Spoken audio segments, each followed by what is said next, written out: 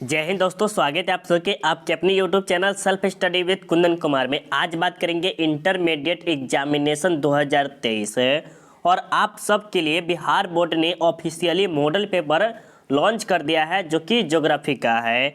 और इसका जो सब्जेक्ट कोड कितना है 323 है। और आपको जो टोटल प्रश्न की संख्या कितनी रहेगी तो 96 प्रश्न की संख्या रहेगी, जिसमें आपको 70 MCQ जिसे आप कहते हैं objective question.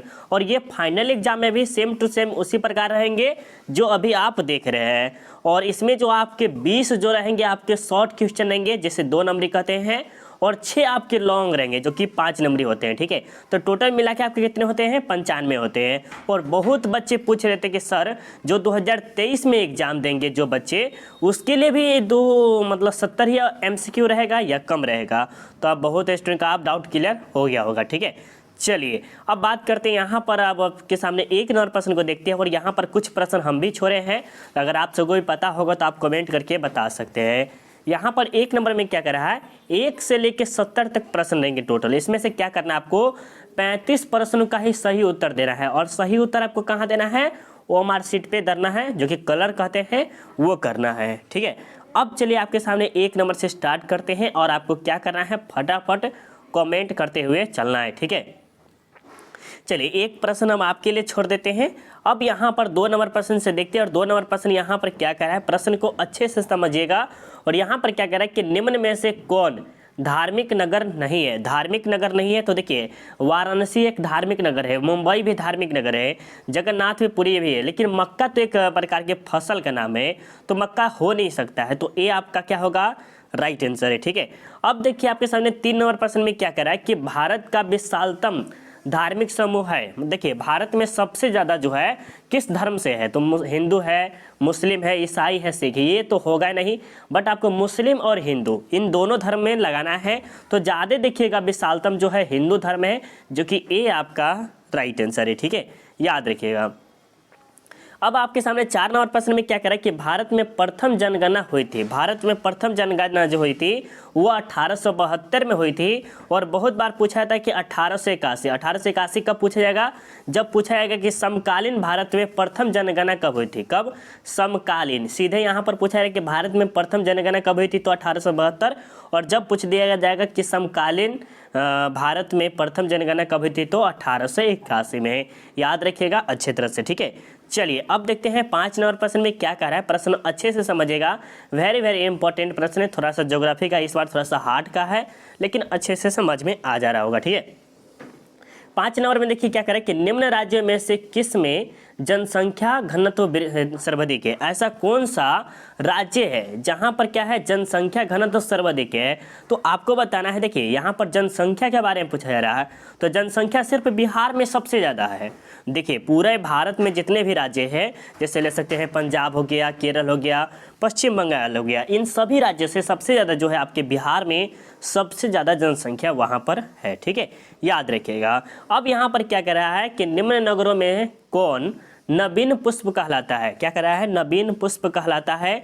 London, Perth, Paris या उदिस अबाबा। तो फटाफट बताइएगा 6 का राइट आंसर क्या होगा। बहुत अच्छे, इसमें जो उदिस अबाबा बताए हैं उन सब का बिल्कुल ही राइट आंसर है। ठीक है, चलिए अब देखिए 7 नंबर में क्या कह रहा है कि पैट्रिक डिगेज क्या कर रहा है, डिजीज संबंधित है, ये किससे संबंधित है, तो ये आपको बताना है। बहुत अच्छे, इसमें जो 7 नंबर का जो राइट आंसर आपको बता दीजिएगा, थोड़ा सा अच्छा रहेगा। अब यहाँ पर देखिए क्या कह रहा है 8 नंबर प्रश्न में कि भारत में स्त्री प्रवास का मुख्य कारण है। भारत में स्त्री प्रवास का मुख्य कारण क्या हो सकता है, शिक्षा, विवाह या रोजगार या वाणिज्य। तो देखिए इसमें आपको 2 ही ऑप्शन में राइट आंसर है। ठीक है, और यहाँ पर क्या कह रहे हैं प्रवास, जैसे मान लीजिए विवाह होता है तो एक स्थान से दूसरे स्थान तक चला जाता है, तो क्या हुआ, ये प्रवास हुआ। और बिहार में जैसे भारत में स्त्री प्रवास का मुख्य कारण शिक्षा नहीं ज़्यादा होता है, ज़्यादा जो कारण होता है वो आपके विवाह होते हैं। ठीक है, याद रखिएगा। अब आपके सामने 9 नंबर प्रश्न में देखिए क्या कर रहा है। 9 नंबर प्रश्न वेरी वेरी इंपॉर्टेंट प्रश्न है कि निम्न राज्यों में से किसकी साक्षरता दर सर्वाधिक है। निम्नलिखित में से किसकी साक्षरता दर सबसे अधिक है, तो केरल की है। ये प्रश्न हम आपको अच्छे तरह से समझाए हुए हैं। ठीक है, यहाँ पर 10 नंबर में देखिए क्या कर रहा है कि निम्न में से कौन छावनी नगर है। निम्न में से कौन थोड़ा सा तबीयत भी ठीक है नहीं है, प्लस आपके पास मेरे पास अभी जो है लैपटॉप नहीं है, ठीक है। अभी लैपटॉप घरे रखा हुआ है तो वीडियो बनाने में थोड़ा सा दिक्कत दे रहा है, बट क्या करें, वीडियो बनाना पड़ रहा है आप सबके सपोर्ट और प्यार के कहने के कारण, ठीक है। चलिए बहुत अच्छे। ये जो छावनी नगर जो है आपके मुंबई में ही है, जो कि आपका डी राइट आंसर होगा, ठीक है। अब 11 नंबर में देखिए क्या करा है कि निम्न में से कौन शैक्षणिक नगर है, क्या करें, निम्न में से कौन शैक्षिक नगर है। तो आप सबको पता है ना, बहुत अच्छा। ये जो देख रहे हैं रुड़की, जो कि आपका राइट आंसर क्या होगा, सी होगा, क्या होगा, सी होगा, याद रखिएगा। अब आपके सामने देखिए 12 नंबर में क्या करा है, लिबेरिका संबंधित है। लिबेरिका जो है वो किसके लिए संबंधित है, चाय के लिए, कॉफ़ी के लिए, गन्ना के लिए या जूट के लिए। तो फटाफट बताइए 12 नंबर का राइट आंसर, बहुत अच्छे। ये जो लिबेरिया जो देख रहे हैं वो कॉफ़ी के लिए बहुत ही ज़्यादा प्रसिद्ध है, याद रखिएगा, ठीक है। अब देखिए 13 नंबर में क्या करें कि सोयाबीन उत्पादन में अग्रणी राज्य कौन है। सोयाबीन का जो उत्पादन जो है वो कौन सा राज्य सबसे ज़्यादा करता है, तो वो मध्य प्रदेश है, उत्तर प्रदेश है, बिहार है या गोवा है। तो इसमें आपको 13 नंबर का राइट आंसर बताना है, बहुत अच्छे। इसमें जो आपका राइट आंसर क्या होगा, मध्य प्रदेश होगा, ठीक है। तो ये आपका राइट आंसर होगा, ठीक है। अब देखिए आपके सामने 14 नंबर प्रश्न में क्या करा कि कहवा उत्पादन में अग्रणी राज्य कौन है। कहवा उत्पादन में, जिसे कॉफ़ी के नाम से जानते हैं, तो वो कौन सा राज्य है, कर्नाटक है। कौन सा है, कर्नाटक है। और चाय में असम है, ठीक है। यहाँ पर देखिए प्रश्न पूछ लिया है कि चाय उत्पादन में अग्रणी राज्य कौन सा है, तो चाय में आपका असम है और कहवा में आपका कौन है, कर्नाटक है, याद रखिएगा। अब यहाँ पर देखिए 16 नंबर में क्या करा है कि अमन तथा बोरो संबंधित है। अमन तथा बोरो जो है किसके लिए संबंधित है, चावल के लिए, गेहूं के लिए, जूट के लिए, कॉफ़ी के लिए। तो फटाफट बताइए 16 नंबर का राइट आंसर क्या होगा, बहुत अच्छे। ये जो अमन तथा बोरो जो है वो चावल से संबंधित है, तो ये आपका राइट आंसर होगा, ठीक है। चलिए अब देखते हैं 17 नंबर प्रश्न को, देखिएगा। चलिए अब आगे चलते हैं। थोड़ा सा बाहर का भी आवाज़ आ रहा होगा, बट हम क्या कर सकते हैं, क्योंकि ये मोबाइल है, मोबाइल में बाहर का भी आवाज़ आता रहता है थोड़ा थोड़ा, बट लैपटॉप में नहीं आता है, ठीक है। चलिए 17 नंबर में देखिए क्या कह रहा है कि पर्यावरण सुरक्षा अधिनियम कब लागू किया गया था। पर्यावरण सुरक्षा अधिनियम कब लागू किया गया था, तो ये जो है पूर्ण रूप से कह सकते हैं ये आपका 1986 में लागू किया गया था, जो कि आपका राइट आंसर क्या होगा, ए होगा, ठीक है। अब चलिए 18 नंबर प्रश्न में देखिए क्या कह रहा है कि इनमें कौन मैग्नीज उत्पादन में अग्रणी राज्य है। अग्रणी मतलब क्या होता है कि वह ज़्यादा उत्पादन करता है। मैग्नीज का है वो सबसे ज़्यादा उत्पादन कौन सा राज्य करता है, तो वो ओडिशा है, महाराष्ट्र है, पश्चिम बंगाल है या मध्य प्रदेश है। तो फटाफट बताइएगा 18 नंबर का राइट आंसर क्या हो, बहुत अच्छे। इसमें भी आप सबका जो राइट आंसर क्या होगा, डी, मध्य प्रदेश सबसे ज़्यादा करता है किसका, मैग्नीज का। अब यहाँ पर देखिए क्या कह रहा है, काकरा पारा। काकरा पारा किस राज्य में स्थित है, काकरा पारा किस राज्य में स्थित है, गुजरात में, गोवा में, कर्नाटक में या राजस्थान में। तो फटाफट बता दीजिएगा 19 नंबर का राइट आंसर क्या होगा, बहुत बढ़िया। ये जो काकरा पारा जो है वो आपके गुजरात में स्थित है। देखिए इस बार जो है ज्योग्राफी का थोड़ा सा हार्ड है, बट आपको हिस्ट्री के बता दें बहुत ईजी था, और पॉलिटिकल साइंस का भी देखे नहीं है, तो पॉलिटिकल साइंस का भी देखेंगे तो आपको हम जस्ट उस कुछ दिन में ही इसका वीडियो भी बना के आपको डाल दिया जाएगा, ठीक है। अगर आप ज्योग्राफी का सब्जेक्टिव वीडियो देखना चाहते हैं तो वीडियो के डिस्क्रिप्शन में लिंक डाल दिए हैं, वहां से पूरा सब्जेक्टिव का वीडियो देख के बहुत ही अच्छा खासा तैयारी कर सकते हैं, ठीक है। अब 20 नंबर प्रश्न में देखिए क्या कह रहा है कि नरोरा प्रसिद्ध है। नरोरा जो है किसके लिए प्रसिद्ध है, तो वो आपको कमेंट करके बताना है। तो 20 नंबर का जो आपके हैं वो नाभिकीय ऊर्जा संयंत्र के लिए क्या है, प्रसिद्ध है, कौन, नरोरा, याद रखिएगा। अब आपके सामने 21 नंबर में क्या कह रहा है कि इनमें से कौन थ्योरियम उत्पादन में अग्रणी है। थ्योरियम उत्पादन में कौन सा राज्य सबसे ज़्यादा अग्रणी है, तो वो जो आपका है केरल है, कौन है, केरल है। सी जो देख रहे हैं वो आपका राइट आंसर है, ठीक है। अब यहाँ देखिए मुंबई हाई क्या है, मुंबई हाई क्या है। अब यहाँ पर कह सकते हैं मुंबई जो है किसके लिए फेमस है, कह सकते हैं तो कोयला के लिए, पेट्रोलियम के लिए या अभ्रक के क्षेत्र के लिए, तांबा के लिए। तो इसका प्रश्न आप जरूर हमें कमेंट करके बता देंगे, ठीक है। चलिए 24 नंबर प्रश्न में देखिए क्या कह रहा है कि बाबा बुदन की पहाड़ी प्रसिद्ध है। बाबा बुदन की पहाड़ी जो है वो किसके लिए प्रसिद्ध है, तो वो बताना है, बहुत अच्छे। इसमें जो आपका राइट आंसर क्या होगा, लौह अयस्क के लिए प्रसिद्ध है, कौन, बाबा बुदन पहाड़ी। देखिए हम इसमें प्रश्न में बहुत छोड़े हैं, समथिंग आपको 70 प्रश्न में 7 प्रश्न या 8 प्रश्न हम छोड़ दिए हैं, ठीक है, याद रखिएगा। चलिए अब आपके सामने 25 नंबर में देखिए क्या कह रहा है कि निम्नलिखित में कौन चीनी उत्पादन में अग्रणी राज्य है। यहाँ पर कहा जा रहा है कि चीनी जो उत्पादन किया जाता है उसका सबसे ज़्यादा कौन सा राज्य करता है, महाराष्ट्र करता है, बिहार करता है या उत्तर प्रदेश या गोवा। तो आप सबको पता चल गया होगा इसका राइट आंसर, बहुत अच्छे गजब। आप जितने स्टूडेंट सी बताए हैं उन सबका बिल्कुल ही राइट आंसर है। ठीक है, अब 26 नंबर में देखिए क्या कर रहा है कि निम्न में से कौन सा इस्पात संयंत्र कर्नाटक में है। ऐसा कौन सा इस्पात संयंत्र जो है कहाँ पर है, कर्नाटक में। तो फटाफट बताइएगा राइट आंसर क्या होगा 26 नंबर का। बहुत अच्छे, ये जो भद्रावती जो देख रहे हैं वो आपका सी राइट आंसर है। ठीक है, वो कहाँ पर है, कर्नाटक में स्थित है, ये भी आपको याद रखना है। अब यहाँ पर क्या कह रहा है, बड़ोदरा किस राज्य में अवस्थित है। बड़ोदरा जो है आपके किस राज्य में अवस्थित है, तो फटाफट बता दीजिए। बहुत अच्छे, बड़ोदरा जो है आपके गुजरात में स्थित है, याद रखिएगा।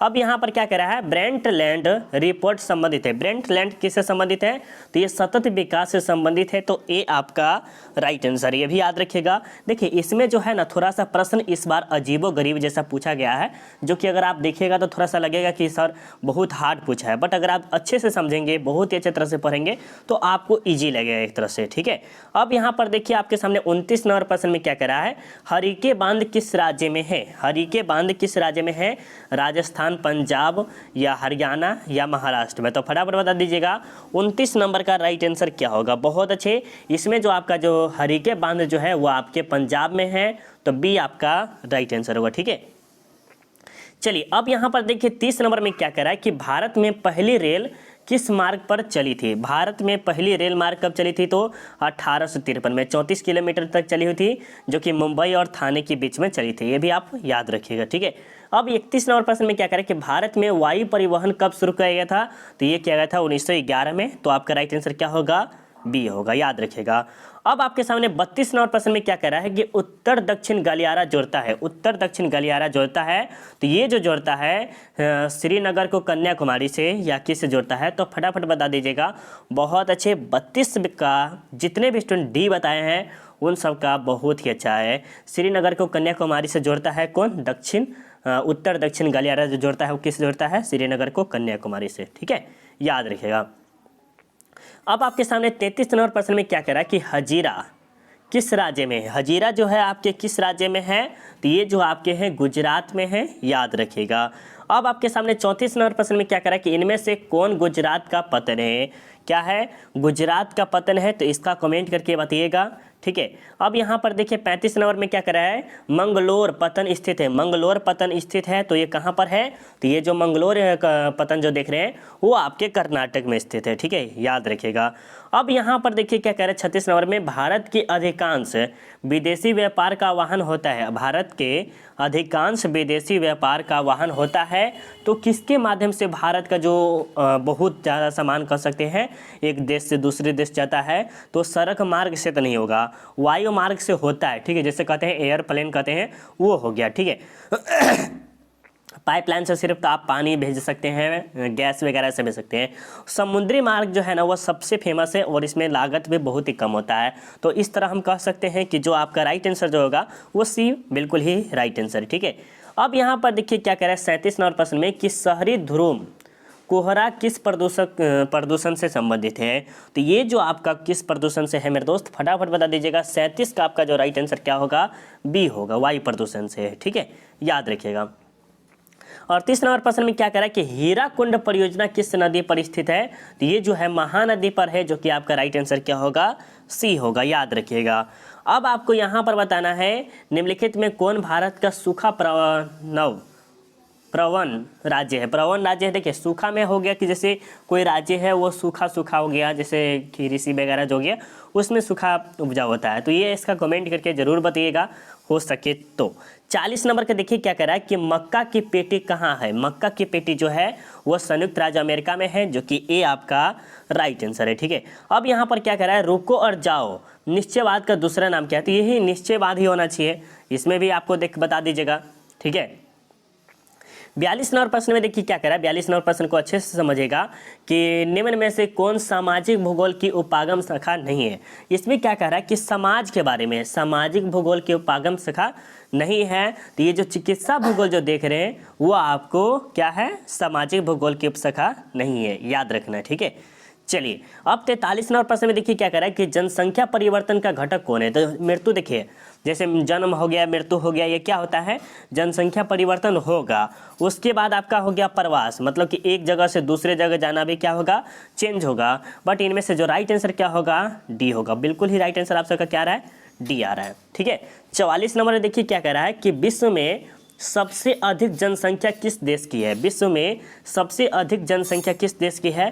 तो आप सबको पता है कि चीन की सबसे ज़्यादा जनसंख्या है, उसके बाद आपको भारत के होने वाली है। किसकी, भारत की। कह सकते हैं 2025 तक ये जो भारत है चीन को भी पीछे छोड़ देगी, किसके मामले में, जनसंख्या के मामले में। ठीक है, अब यहाँ पर देखिए 45 नंबर में क्या कह रहा है कि इनमें विकास का संबंध किससे है। विकास का संबंध होता है प्लस, क्या होता है, प्लस। यहाँ पर माइनस नहीं ले सकते हैं, तो हम कह सकते हैं कि धनात्मक परिवर्तन जो होता है वह क्या हो सकता है, विकास की तरफ ले सकता है। और ऋणात्मक तो आपको पता ही है, और गुणात्मक तो होगा ही नहीं। तो इसमें से जो आपका राइट आंसर क्या होगा, सी बिल्कुल ही राइट आंसर है। ठीक है, अब यहाँ पर देखिए, यहाँ पर आपको ऑप्शन भी दे दिया है, with which is development associated. तो यहाँ पर ये तो होगा नहीं, निगेटिव मतलब कहते हैं कि नहीं होता है, पॉजिटिव मतलब होता है यस। तो पॉजिटिव को आपको राइट आंसर करना है। चलिए अब आगे चलते हैं थोड़ा सा। अब यहाँ पर देखिए 46 नंबर में क्या कर रहा है कि प्रथम मानव विकास प्रतिवेदन कब प्रकाशित हुआ था। प्रथम मानव विकास प्रतिवेदन कब प्रकाशित हुआ था। तो ये जो हुआ था 46 नंबर का, फटाफट बता दीजिएगा। बहुत अच्छा, ये जो हुआ था 1990 में हुआ था, जो कि आपका राइट आंसर क्या होगा, बी होगा। अब चलिए आपके सामने 47 नंबर में क्या कर रहा है कि निम्न में से कौन तृतीय क्रियाकलाप से संबंधित है। तो तृतीय क्रियाकलाप से आपको समझाए हुए हैं कि जो सेवा क्षेत्र होता है, संचार हो गया, व्यापार हो गया, बैंकिंग हो गया, ये सब किस क्रियाकलाप से आते हैं, तृतीय क्रियाकलाप से। और आपको फर्स्ट ऑफ ऑल एक बार फिर से आपको समझा देते हैं, प्राथमिक और तृतीय क्रियाकलाप आपको 100% याद कर लेना है, कैसे भी रट लेना आपको।